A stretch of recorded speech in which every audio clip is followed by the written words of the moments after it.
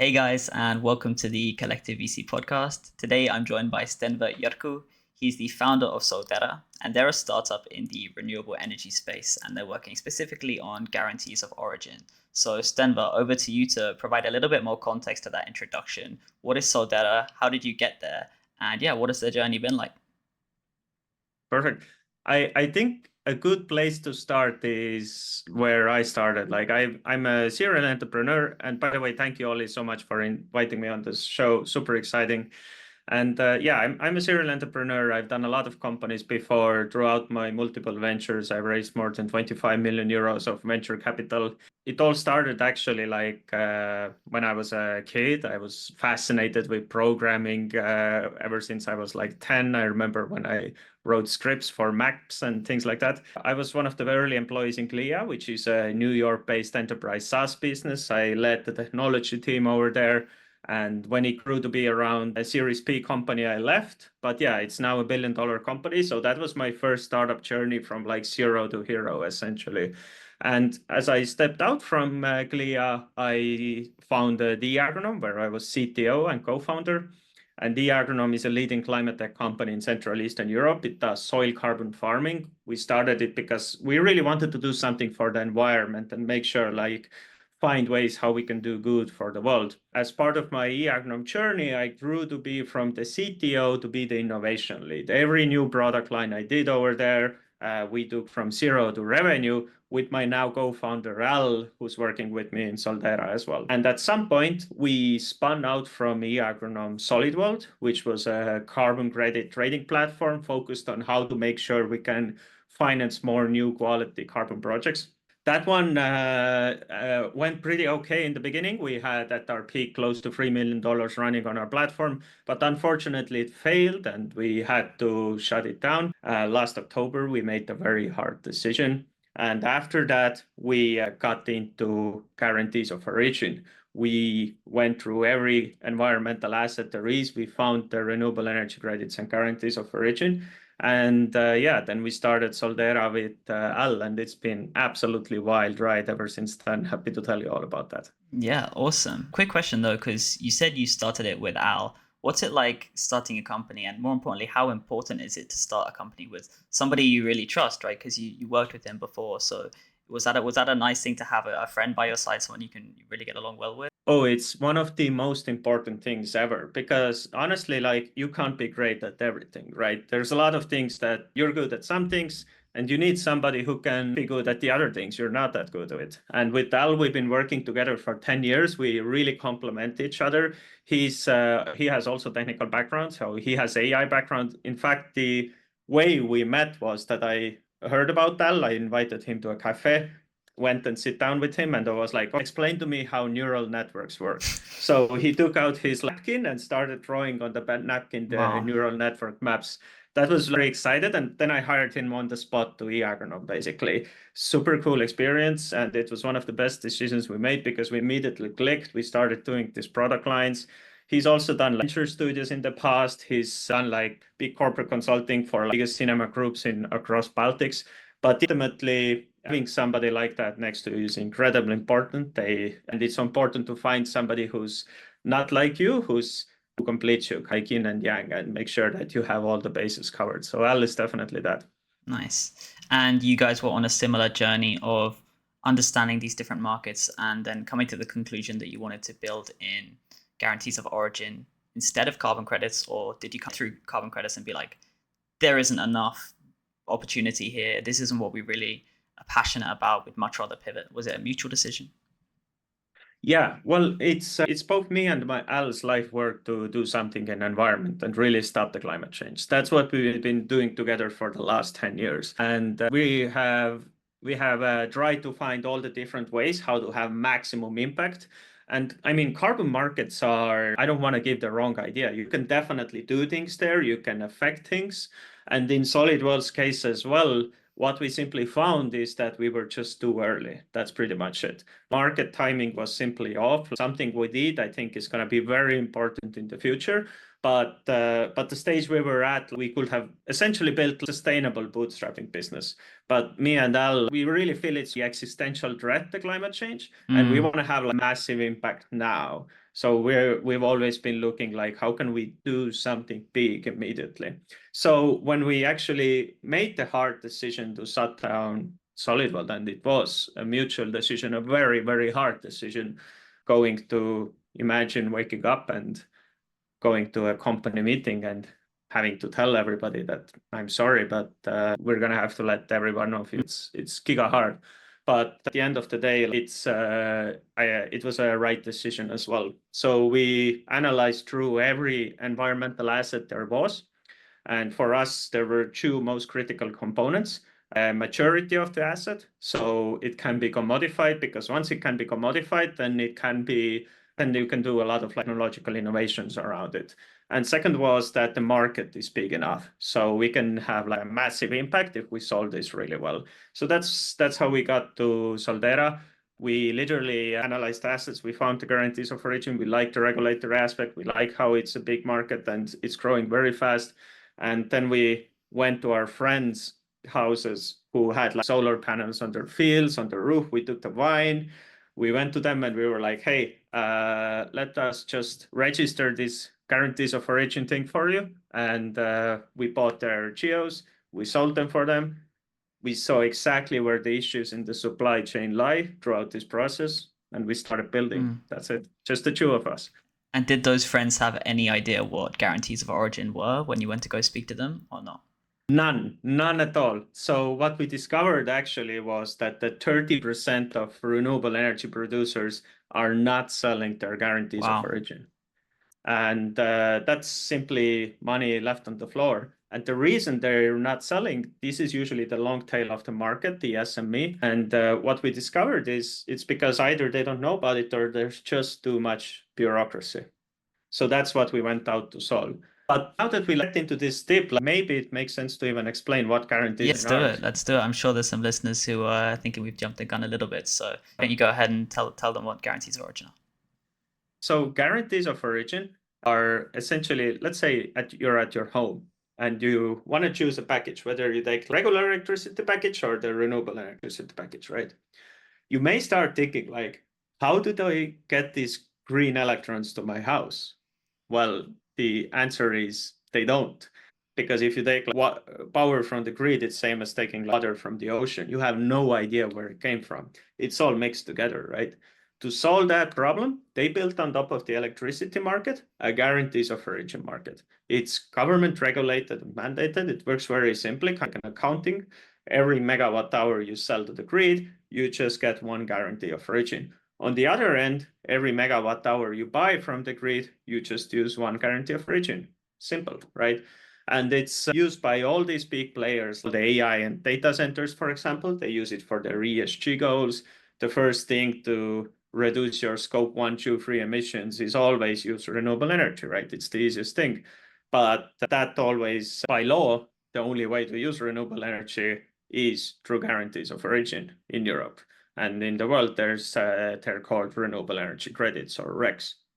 So, but it's not only for ESG goals, because it's government mandated. There's more and more of these regulatory subsidies or like compliance documents or like grants that say that if you want to have this, you need to use renewable energy going forward. So lots of heavy industries, so on, they all use guarantees of origin as well because they are using renewable energy. Renewable energy is guarantee of origin, basically.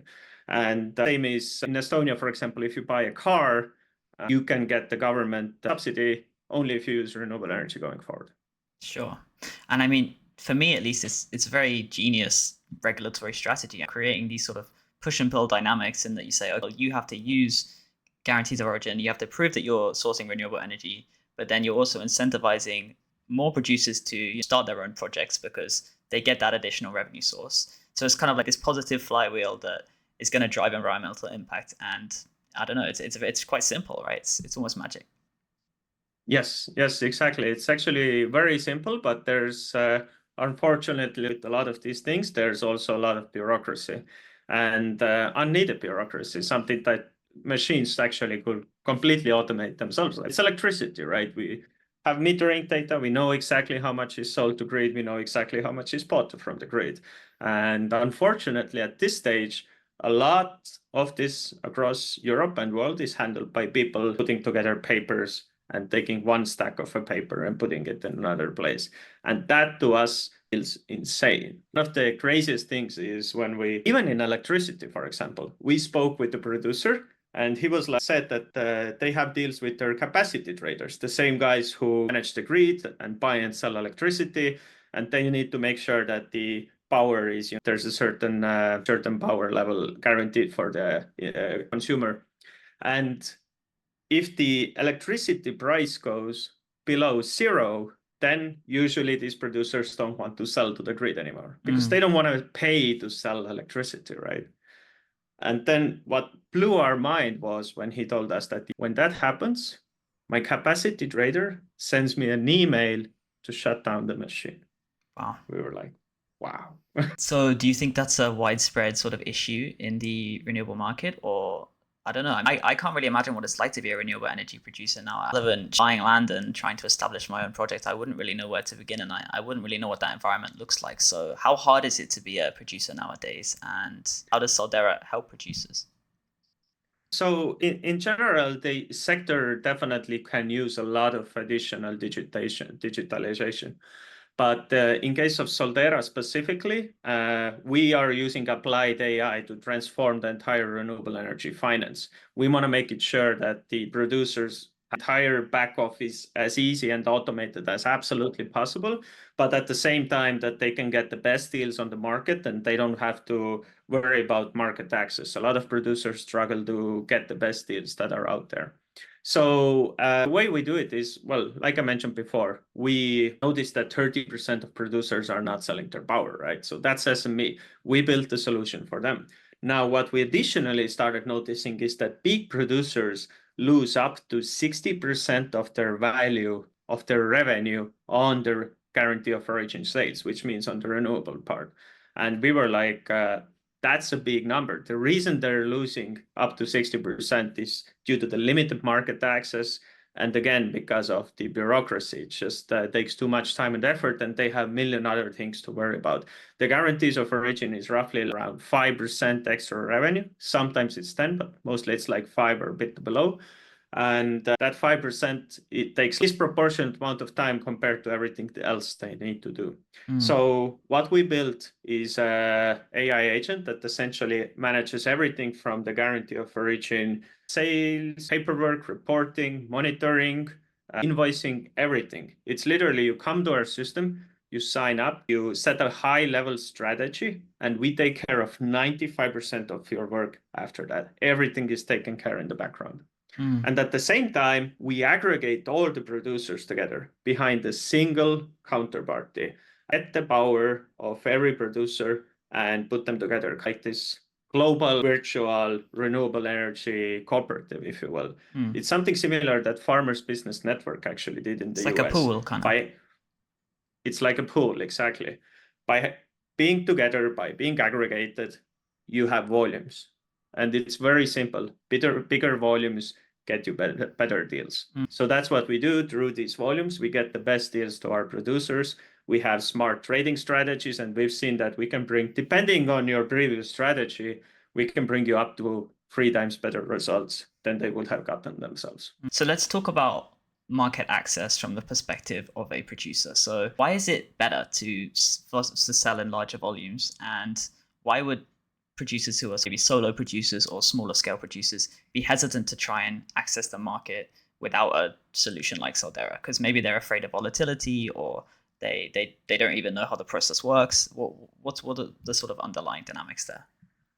The underlying dynamic is very simple. It's an OTC market. Everything is done over the counter. So you have literally people sending out Excel sheets and sending contracts and signing agreements.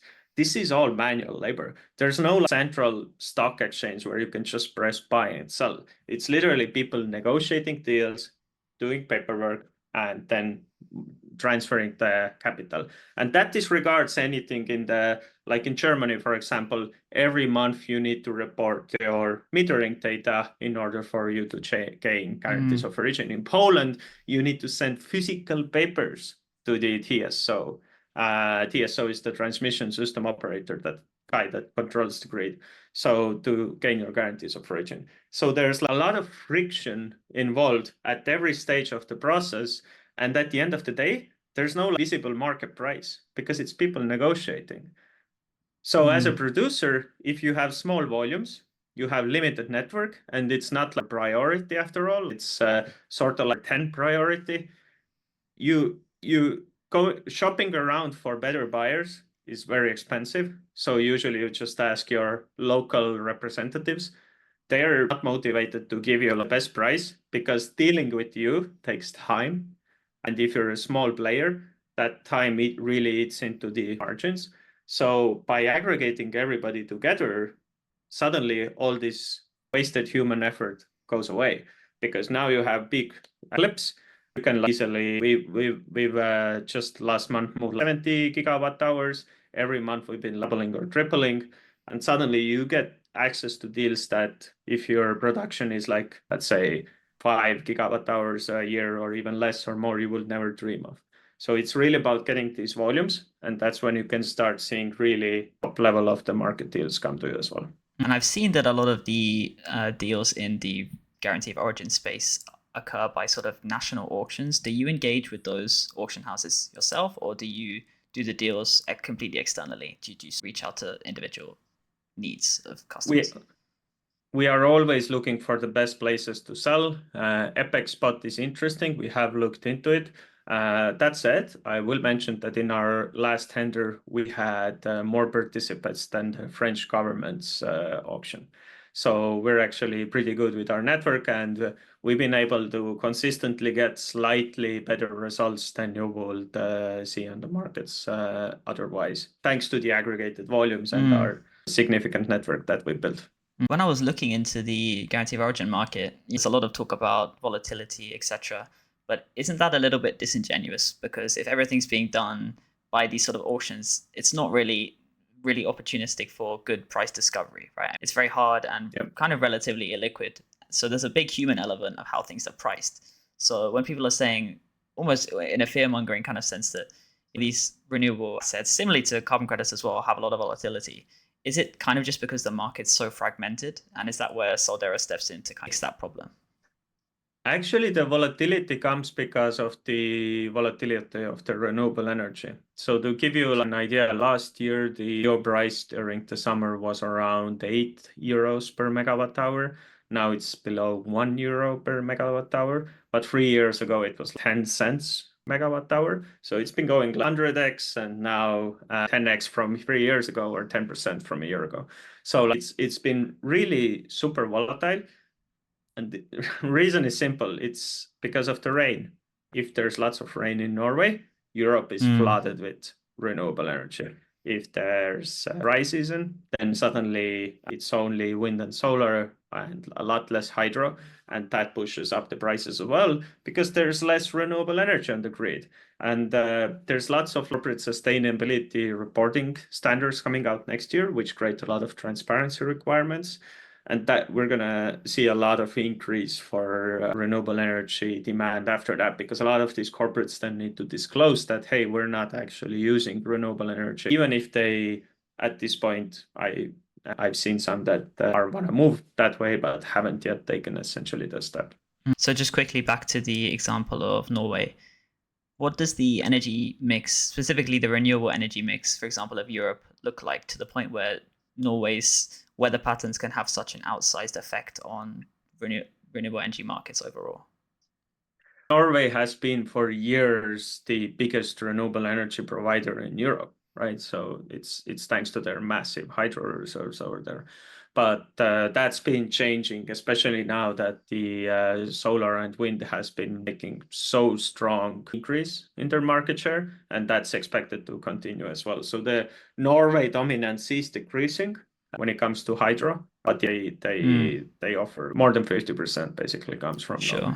And the more diversified sort of energy sources we have, does that mean that the guarantee of origin market will be more resilient to these sort of events like weather pattern changes and stuff like that? Absolutely. But what's very interesting is when the guarantee of origin will move to hourly based geos. So right now, you can trade guarantee of origin within 12-month time frame though. You can literally create the geo in the summer when the sun is shining and then use it in the winter and say I used summer's energy, which makes no sense at all, right? So that's basically one of the last greenwashing accusations against guarantees of origin. Can you use electricity in the winter? And we agree, it's kind of dumb, right? So that's up to change. In the next few years, the market should move from 12-hour geos to hourly geos. We're very much proponents of that. We want to see the market improve, especially coming from carbon credit markets. We saw how badly the greenwashing issues can get. So these things are super important for us. We want to make sure we do real impact over here. So that's going to drive a lot of renewable energy price demand during the winter. How do you actually get renewable energy in the winter? It's a very important question, right? Ultimately, we want to reach 100% renewable. So that means we need to also be able to generate or store the electricity for the winter. So as you see these sort of market trends, these sort of seasonality and things that probably a new generation of commodity traders and asset traders are going to try and capitulate on, how as a firm do you go to producers and do you offer them the opportunity to capitulate on these price movements as well? Or do you encourage them to just get a more sort of steady flow of income from assets? So our suggestions for the producers is that you're not traders. Stop trying to trade. That's how you have lost so much money. A lot of producers have lost tons of money because they try to time the market. And instead, focus on simply dollar cost average selling the production away. And with Soldera, that happens automatically. So there's different trading strategies we offer to our producers. And one of the best one is literally just dollar cost sales. Every single month or two, we go out there, we aggregate volumes, we do the sales, and then we distribute all the cash among all the producers. And that guarantees you can get throughout time the average market price instead of either a volatile jackpot or a bust, right? And so I've seen so many producers who've been holding their 2023 production up to this point, and they've lost more than 95% of their value.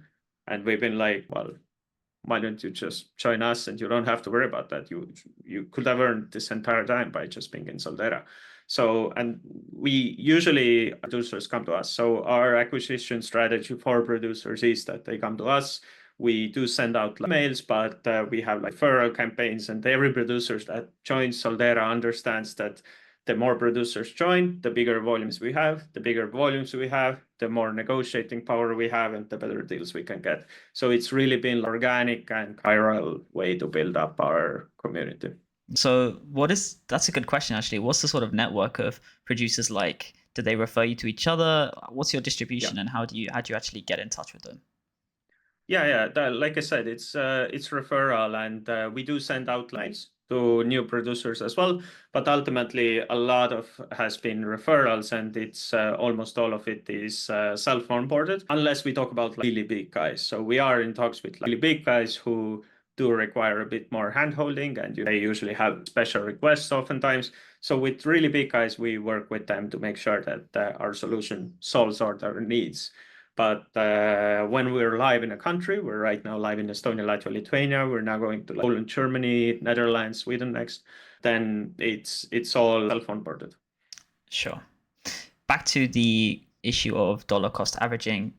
I'm curious what other strategies there are, specifically because as this market becomes more defined and the regulation becomes clearer, do you think producers will start looking for an edge more, or will it become easier for them to just say DCA is the easiest way to go, we're just going to try and get that consistency? Or do you think they're going to be looking for these sort of complex strategies? There's always going to be like different ways how producers think about it, and we do offer other options as well. One of the options on our platform is to 40% or 60% forward price hedging, and we essentially make sure that you spread out each quarter equal amounts, sell up to 1 year forward, and we do all the deal structuring and predictions for you. We also do the counterparty deals for you. And what's very important is that it is actually dollar cost selling to the future. If a producer really wants to do trading himself, it's only reasonable if you're a big producer and you have like specialized person doing that. So in that case, I can definitely see how that might make sense, because otherwise, if you just do like feeling trading, it's history has shown it's probably not going to give you good results. So it's better to just commit to sort of dollar cost strategy at that point. When you're a super big producer, then we offer you actually quite a different set of trading vehicles where you can partly or completely opt in or out. And that way you can do what's best for your company and matches your company strategy the best. So for us, it really depends on the size. So what's your long-term vision for Soldera? Is it to become almost like the market maker of guarantees of origins, or is it just to focus on the same strategy you're going now until you are essentially aggregating as much market as you can possibly capture in Europe, for example? For us, the most important thing is to build a direct channel to the producer and create this huge global community that aggregates them all together. And then through the power of being together, we can get them access to the best deals. So like this single central point, and everything is automated in the background. And we bring them more AI-based solutions to just automate everything in their background and make sure that they get the best results. Mm.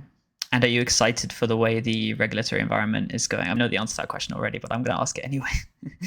Oh, absolutely. Hourly based geos is the way to go. And we see more and more standardization, not only in Europe, but also globally. Global rec market for us is very interesting. And the more standardized and it becomes, the more we can just bring power to the producers and make sure that the cash reaches the people that are actually on the ground. There's a new one which also is mandating that all green hydrogen is relating to guarantees of origin as well. So they have to prove that the way the hydrogen was produced was using green energy. Is that another big factor? That's going to drive a lot of demand, because ultimately the only way you can make green hydrogen is with renewable energy, right? Sure. So I guess then you get this sort of regulatory landscape of all of these different sustainable regulations that in some way will directly or indirectly relate to guarantees of origin. Even things like our asset managers have to prove the sort of sustainability of their underlying holdings. The scope is so broad that we have goals that cannot be accomplished without the use of renewable energy. So whether Exactly. you like it, goals are going to be used somewhere in that chain, right? And that's fascinating to me. I think it's a great time to be building a company. Thank you. Thank you so much, Ollie. And I hope this brought you some new ideas. And if there's anything you ever want to know about renewable energy and how to build successful companies or startups and tech companies, then feel free to always reach out, ask questions. And yeah, I'm here to change the world for the better. I'm always looking for more interesting people to talk with. Yeah, sure. We might have to do a follow-up to get a little bit more insight into your background and building each of those companies. So I'm sure those learnings will be invaluable for people who are trying to break into this space and build their own project. So if that's time, then we can wrap there. It was really nice to have you on, and yeah, thank you very much. Thank you.